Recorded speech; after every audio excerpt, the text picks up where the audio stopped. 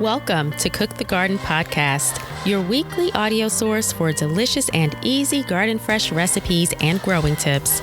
I'm your host, Janine Grays. Let's cook the garden.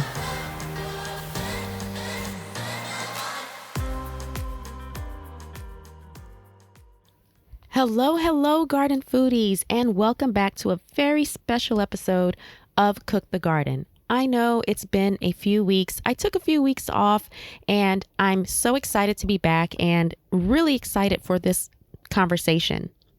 So today, we're diving into a topic close to our hearts and crucial for our planet, our sustainability, and in our daily lives. I'm thrilled to have the inspiring Tulani Thomas with us today. Tulani is a remarkable voice in the area and space of environmental care and sustainability. As a former accountant and successful corporate attorney, Tulani's unwavering commitment to a green lifestyle and influencing her family and friends to embrace an environmentally conscious lifestyle led her to establish Tutu's Green World in 2011. That's a platform aimed at educating children about sustainable living. Her impactful contributions include authoring 2 children's books, Tutu Goes Green and Soil Magic. She's also created comprehensive pre-K through 12 curriculum, all designed to inspire the next generation to become environmental change agents. So in today's episode, we'll be exploring kitchen composting, discussing how simple practices with our kitchen scraps can actually contribute to a healthier and more sustainable lifestyle. She also shares an easy and delicious recipe using one of my favorite greens, so you definitely don't want to miss that. So sit back, guys, and enjoy this fun and inspiring conversation about kitchen composting and so much more with Tulani. Hey, Tulani. Welcome to Cook the Garden podcast. It's so great to see you. How are you? I'm doing well. Thanks so much for having me. I'm so excited to have you on. We were kind of talking a little bit before we started recording of how I saw your initial content. It was through LinkedIn, and like I said, I mean, I was just so amazed by you, this beautiful Black woman, speaking about sustainability and how to use your kitchen scraps and taking care of our environment. And, that's something that's really near and dear to my heart. As you know, I have a kitchen scrap series happening right now. I'm a big proponent of just taking care of our environment. And so to have you on is really such a big honor. And I'm so excited to have this conversation. We'll be talking about kitchen scraps. So I'm kind of fangirling right now. Oh my goodness. You're too kind. I'm so excited to be here myself. And thank you so much for this invitation. Of course. So before we jump into kitchen composting, because I that's a topic that's always just I don't say controversial, but there are a lot of people who are interested in it, but maybe a little bit scared or intimidated. So I look forward to getting into that conversation. But there are a lot of gardeners in this group, okay, and Cook the Garden.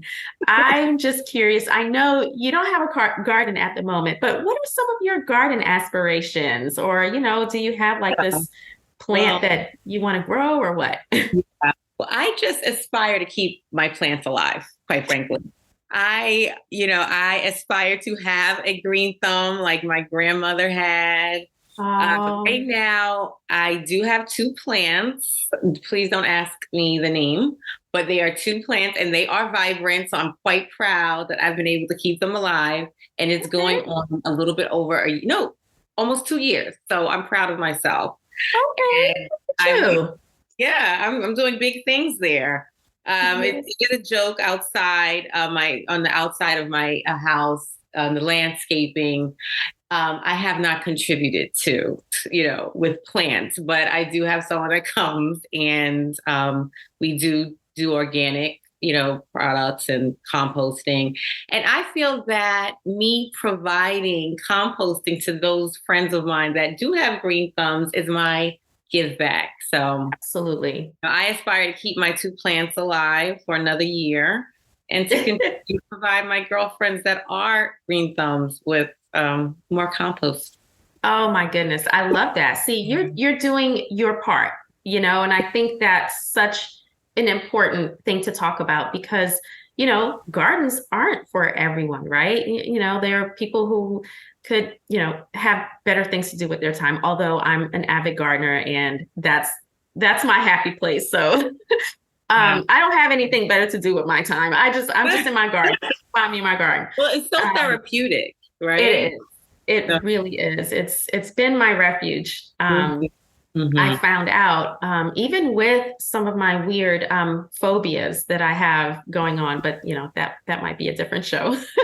It's helped me with some of those phobias that I have, within my garden. So, but I love that you said that you can still do your part in providing compost to your friends.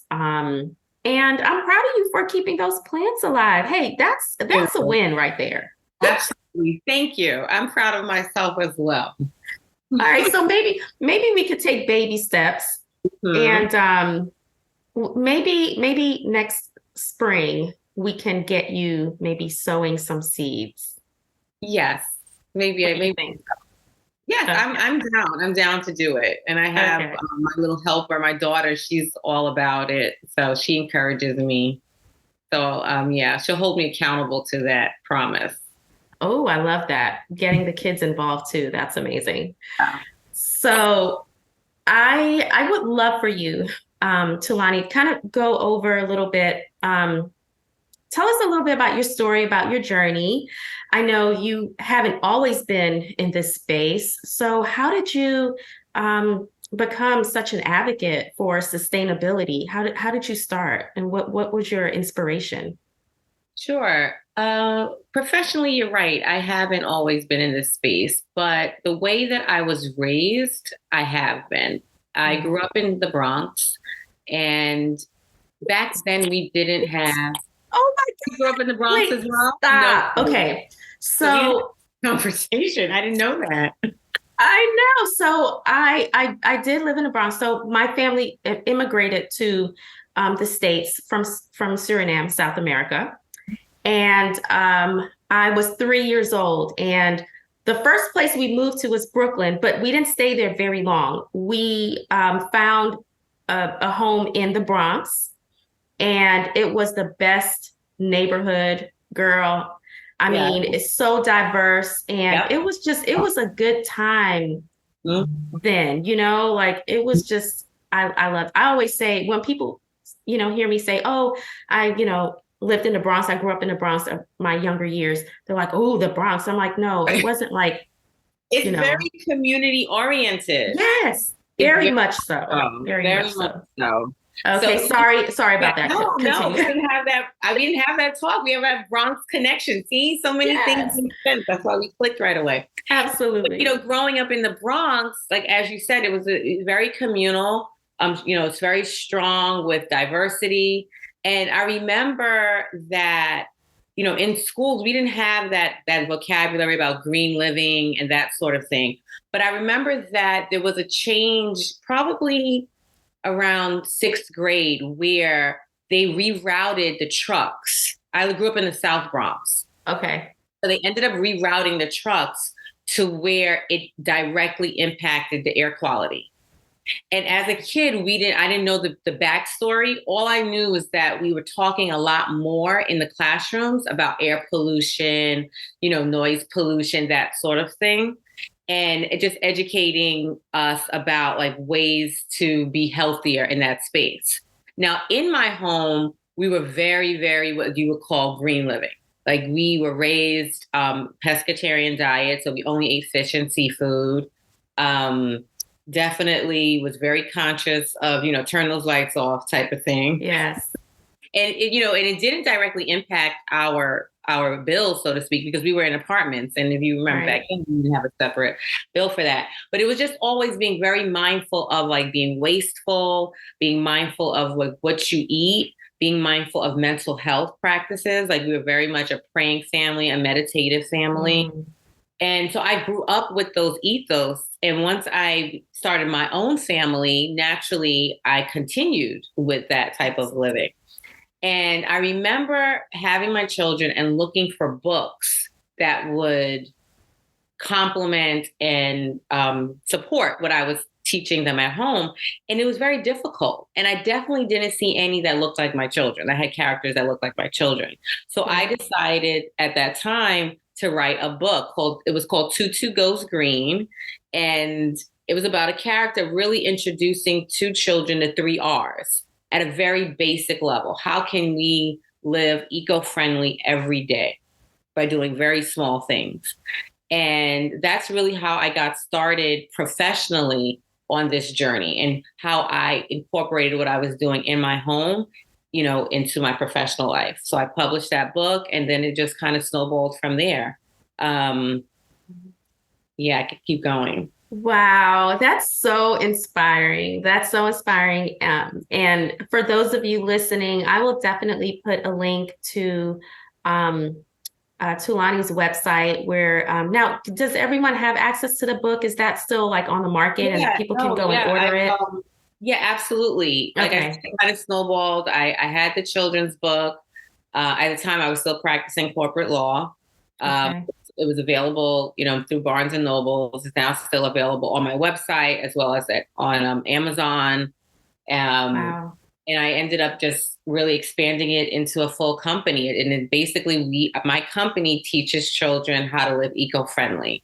And Oh, our wow. our motto is small acts make big impacts. And Oh, I love that. yeah, small Oh my gosh. because with children you have to really, I mean, it's a complex issue. So we have to give it to them in bite-sized, digestible, content. So them knowing to turn off the water when they brush their teeth is a very small act, but saves 3 to 4 million gallons of water every day.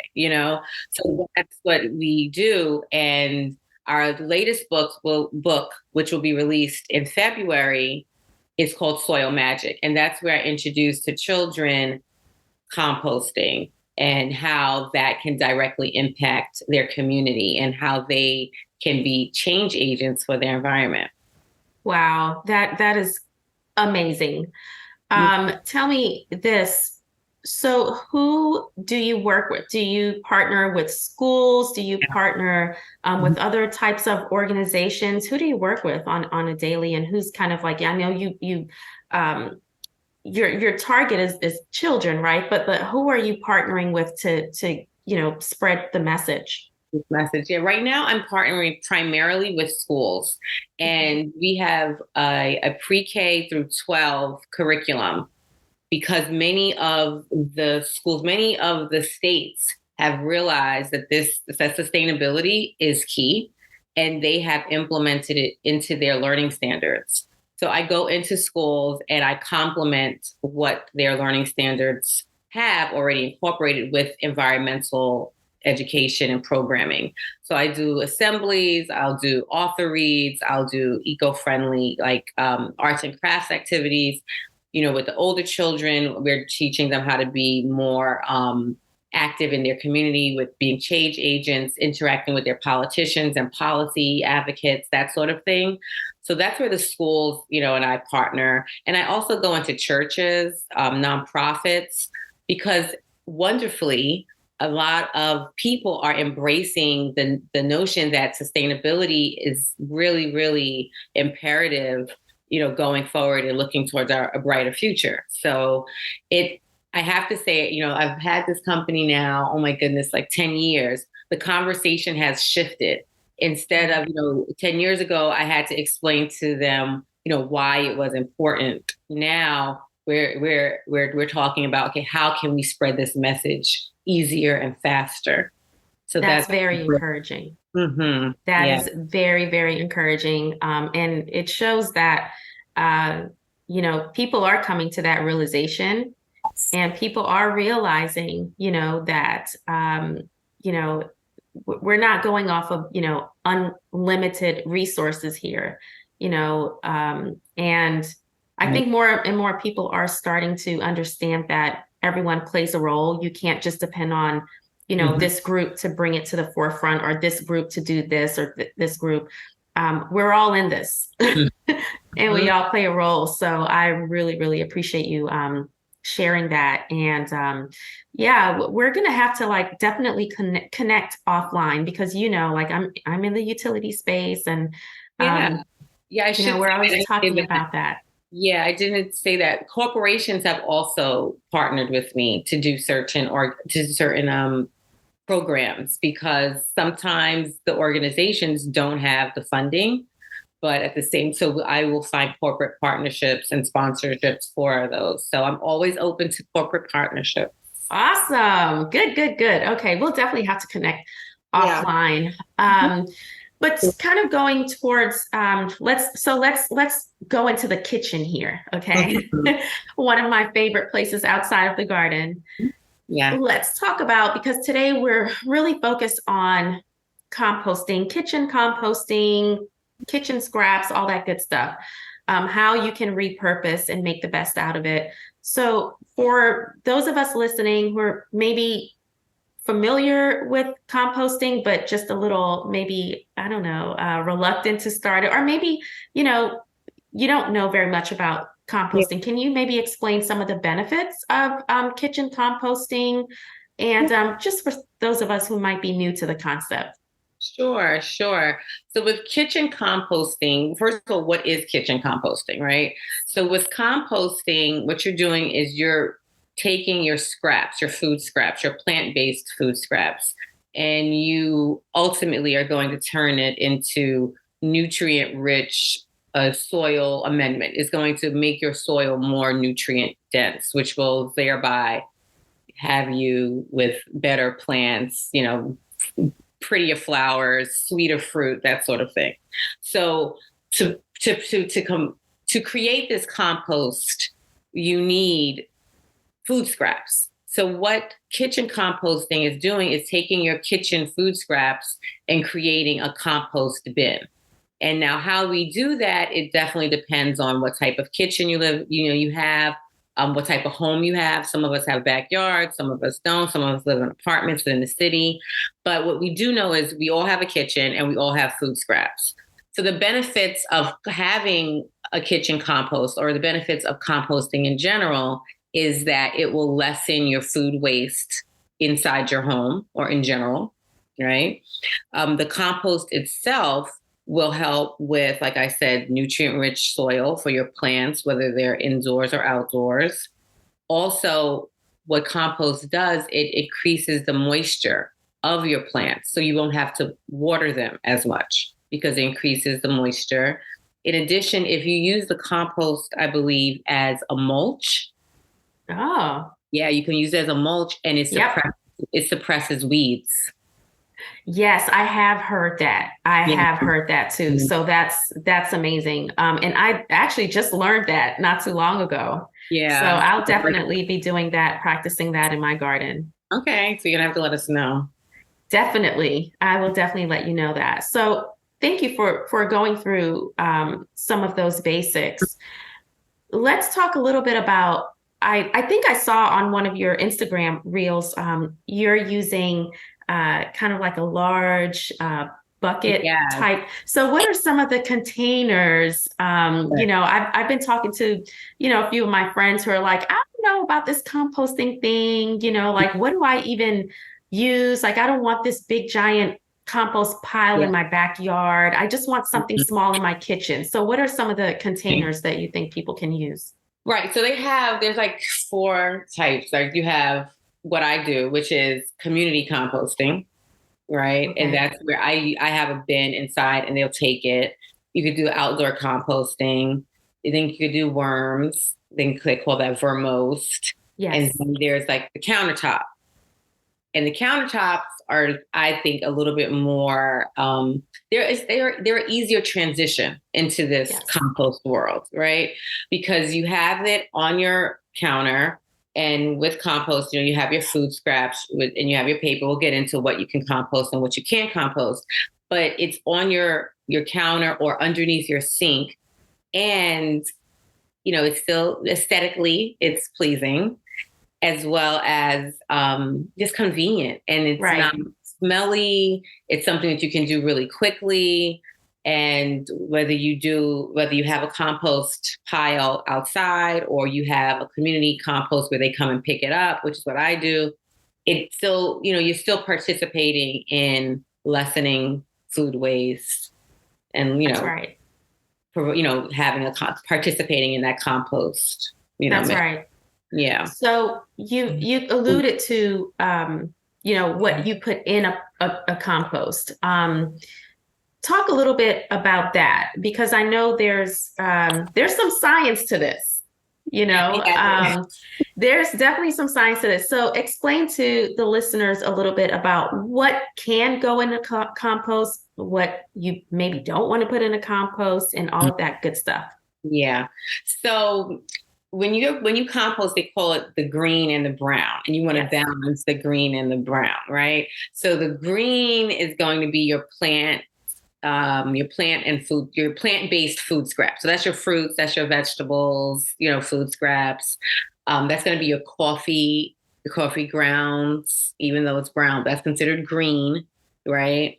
What else? Eggshells. Your eggshells, they go in. That's the green stuff. What's not, like what's considered the brown, or like the paper, right? So you'll have paper, sawdust, what else? Like yard waste. The dry leaves. Yes. Right? Like this is fall season, so you have plenty of those. What did you say? Yard waste. Yeah, the yard waste. Exactly. The leaves, yeah. Mm-hmm. Right, that's the brown. And you want to keep it balanced, and you also have to add in moisture. Now, compost will tend to, produce its own moisture with the decomposition of the food waste.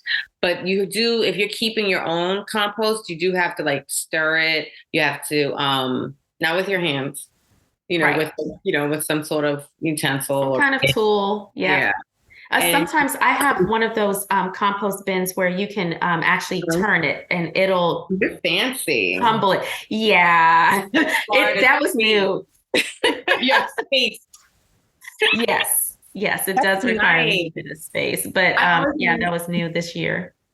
Very nice. Okay, yeah, I am inside, so I think I mentioned that. So I don't have one of those, but yes, those are really very convenient from what I understand. And so the ones that I have, like if you have it inside, you just make sure that it's not dry. It shouldn't be overly moist, but it shouldn't be dry either. And sometimes you have to spray, just put a couple of spritz of water in there. If it's too wet, add some more paper or dry leaves. That's where the balance comes in, adding the brown versus the green, that kind of thing.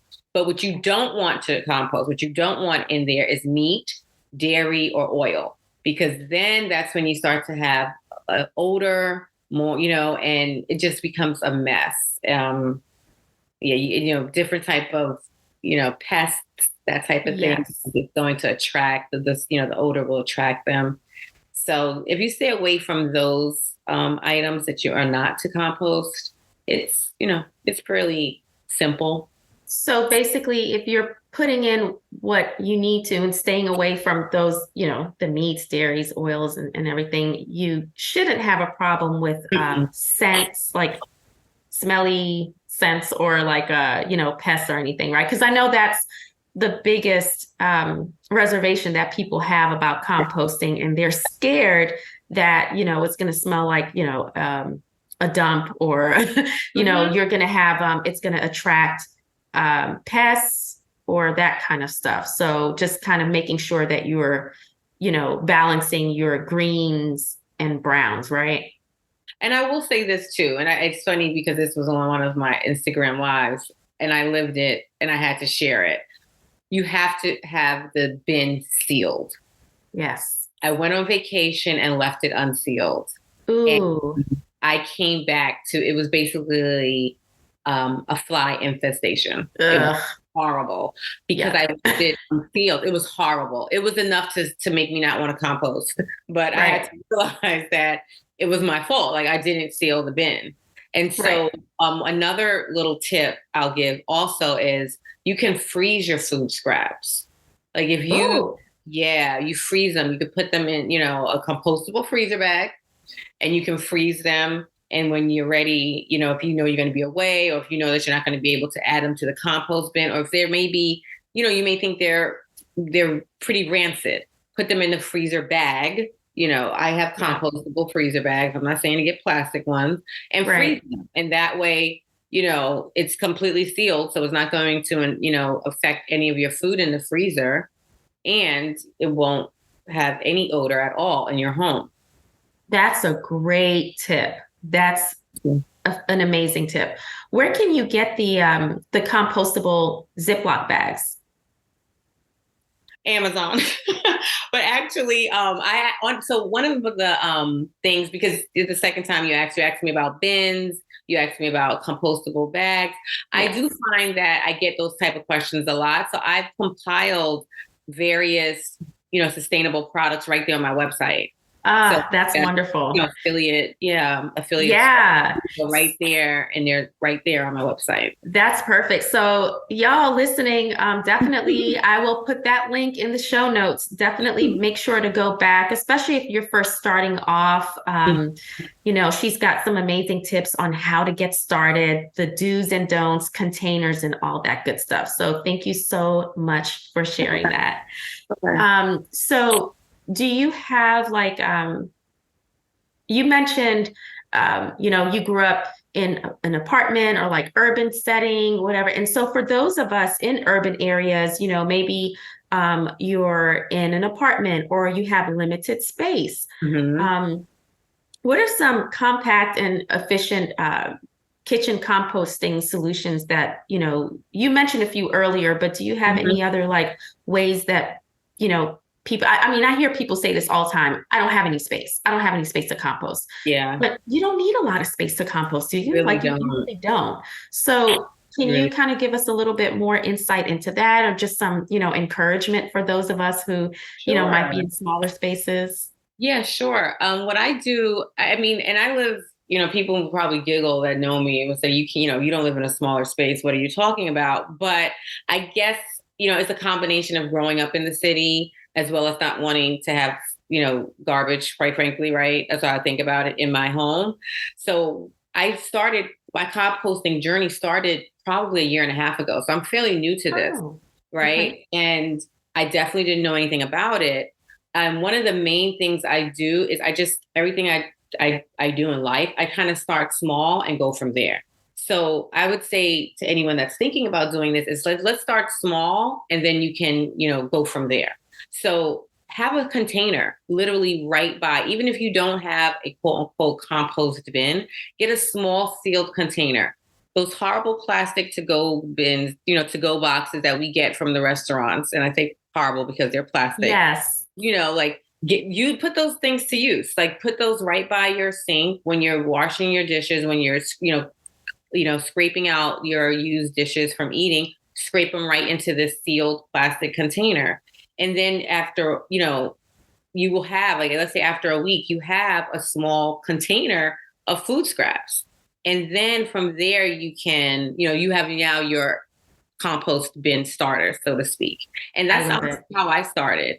And I was wondering, like, okay, well, what do I do with these food scraps in my community? And they have them all over now.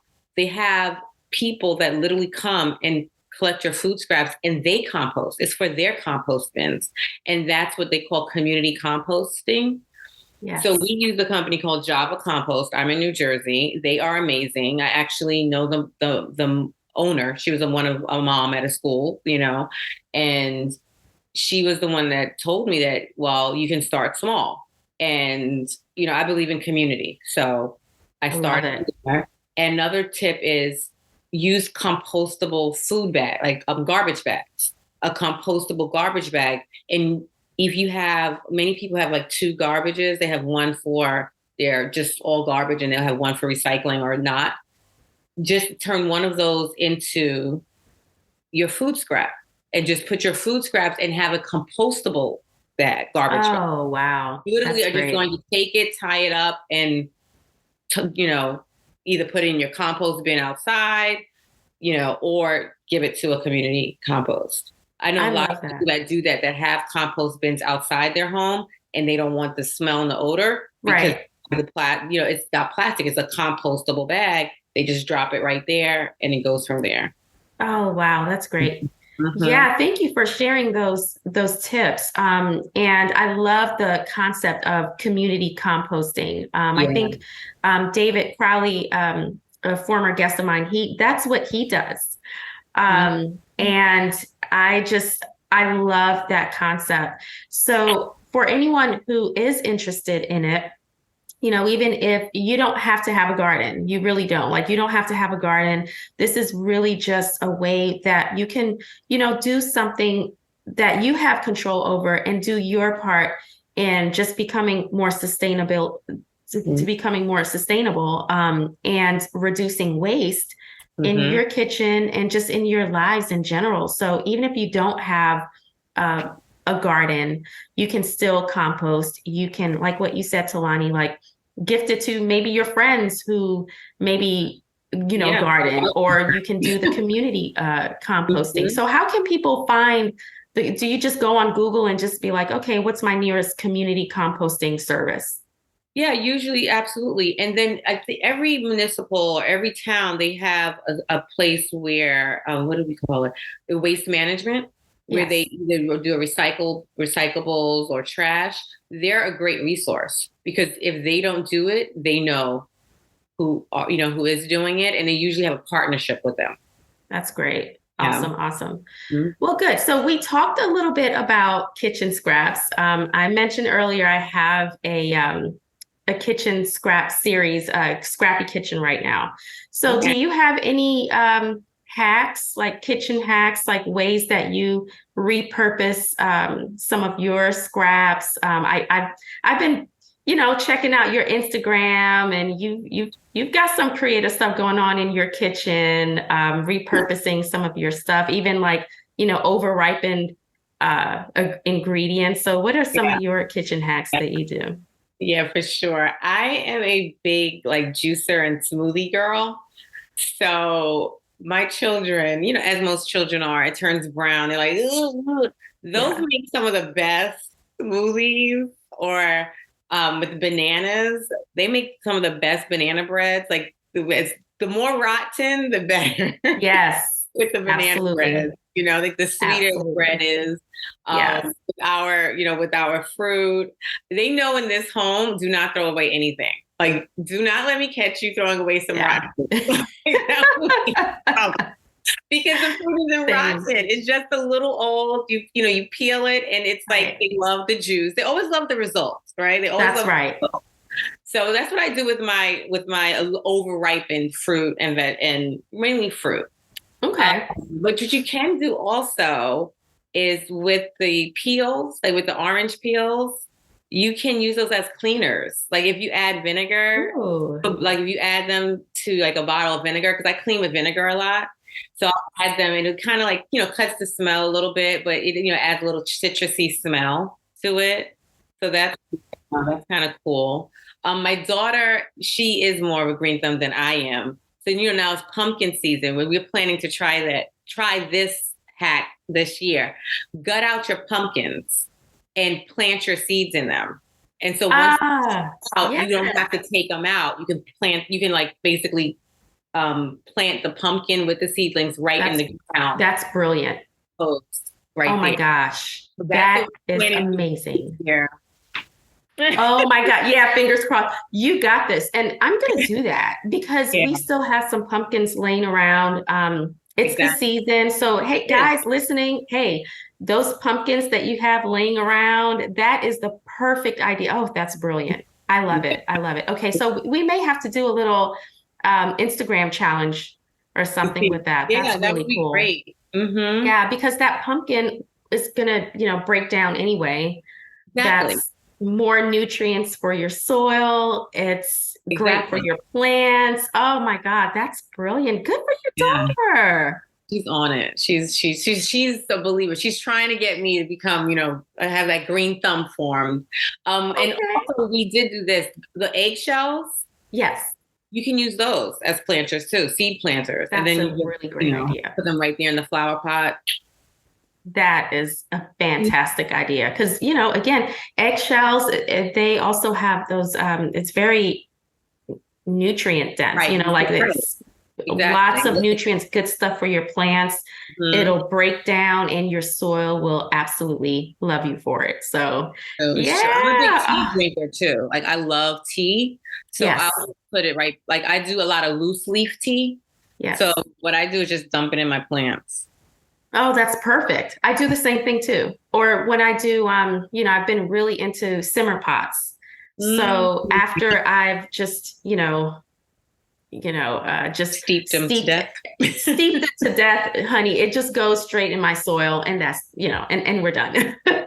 But Yeah. it's perfect. It works great. But yeah, that's another way that I, utilize mine. I love making juices as well and teas.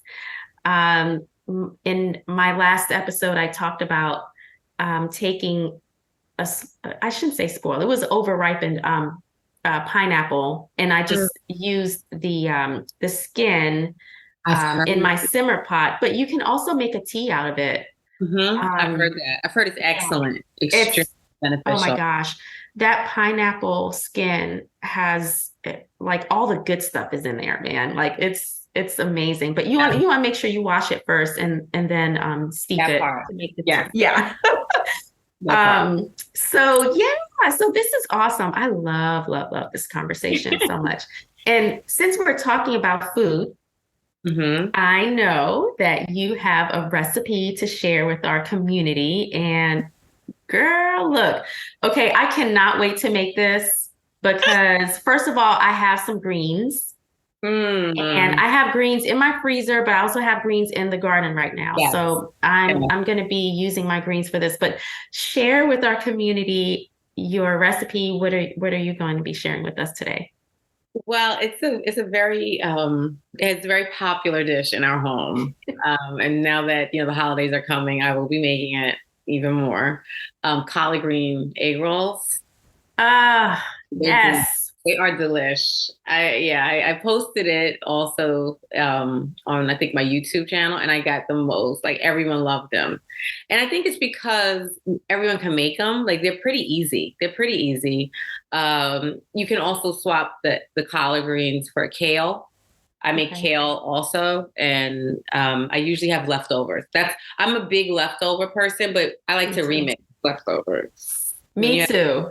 when you have kids, you have to remix them, otherwise You they're do. You nice, do. You have to remix them a little bit, keep it, fresh. exciting and Exactly. fresh and everything. That's how the egg Okay. roll came about. I get the skins that are gluten free because my daughter is a gluten free diet, so I get the Mhm. free skins, and they taste just the same as Mm, the normal skins. right. And you get those. You pretty much if you don't have leftovers, then you saute them to your liking, to your softness liking, and you basically get the skins. You don't have to warm the skins or anything. They're super easy. You just make sure that you have a little bit of water to keep your hands moist, because sometimes they break. And you basically the skins are square shaped. You put them in a diamond type shape. You put your little collards in there. Sometimes I'm a spicy girl, so I'll add a little Yes. bit of peppers on them for mine. Yes. And you just pretty much, moisten the edges and roll them. And you can put them directly in oil or air fryer. Some people bake them. It depends on Your your preference. preference. Yeah, and Absolutely. they're easy to make and they are quick. They're fairly quick.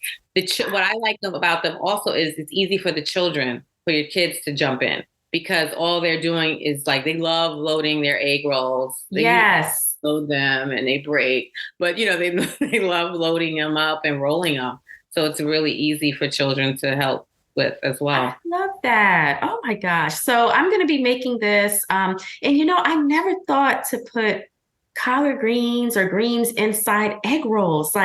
So I'm really excited. I'll be sharing that on my socials. So keep an eye on that. I'm really excited. And I actually shared the recipe with my daughter, one of my daughters, and the one who's a foodie and she's always trying new things.